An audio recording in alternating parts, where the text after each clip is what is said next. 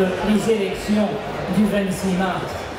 C'est la mise en place d'une assemblée dont on ne sait pas très bien d'ailleurs ce qu'elle est. Est-ce que c'est simplement une assemblée communale? Est-ce que c'est un parlement à vocation nationale? Est-ce que c'est un gouvernement? On ne sait pas, mais peu importe.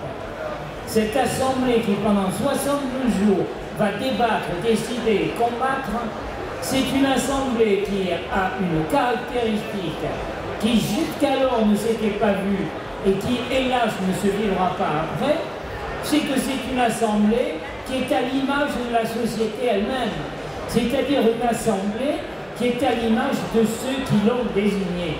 Encore une fois, c'est dans l'histoire, j'allais dire, de la démocratie française, d'une certaine manière, une parenthèse, mais une parenthèse dont on comprendra, dont on remarquera aujourd'hui, dans un moment où la démocratie est si fragile, si essoufflée, que cette irruption des citoyens dans les procédures de décision permanente est, j'allais dire, un souffle d'air frais dont on aurait bien besoin aujourd'hui. Qu'est-ce que c'était la Commune de Paris? Une insurrection contre l'insupportable, une manifestation de colère contre l'ordre, désordre existant incontestablement.